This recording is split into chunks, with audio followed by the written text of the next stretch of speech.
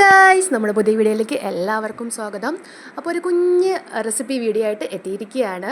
അരിയുണ്ടയുടെ റെസിപ്പിയാണ് കേട്ടോ. എല്ലാവർക്കും അറിയാവുന്നതാണ്, പക്ഷേ ഞാനിത് ഫസ്റ്റ് ടൈമാണ് ഞാൻ ട്രൈ ചെയ്യുന്നത്.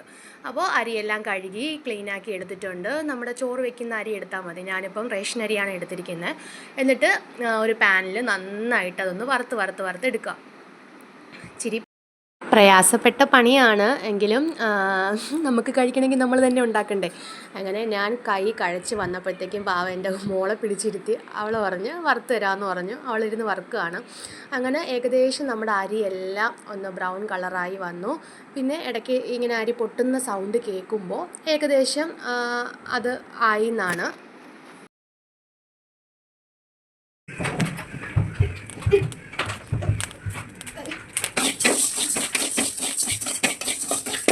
വറുത്ത് വന്നതിന് ശേഷം നന്നായിട്ട് ചൂട് മാറിയതിന് ശേഷം നമുക്ക് ജാറിലിട്ട് അതൊന്ന് ജസ്റ്റ് ഒന്ന് ക്രഷ് ചെയ്തെടുക്കാം.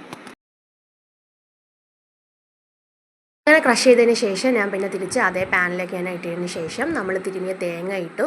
തേങ്ങ എത്രത്തോളം ഇട്ടാലും നല്ല ടേസ്റ്റ് ആയിരിക്കും. തേങ്ങ ഇട്ടു, പിന്നെ ശർക്കരയും ഞാൻ കട്ട് ചെയ്തിട്ടുണ്ട്. അതെല്ലാം കഴിഞ്ഞ് നമ്മളെല്ലാം മിക്സ് ചെയ്ത് എടുത്തിട്ടുണ്ട്.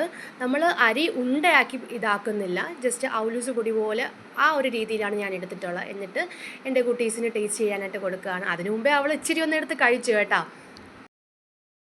അടിപൊളി എന്നൊക്കെ പറഞ്ഞിട്ടുണ്ട്. അങ്ങനെ കട്ടൻ കാപ്പിയൊക്കെ ഇട്ട് ഔലൂസ് പൊടിയായിട്ട് നമ്മൾ ചായ കുടിക്കുകയാണ്. ചായയല്ല, കട്ടൻ കാപ്പിയും ഔലൂസ് പൊടിയും കഴിക്കുകയാണ്.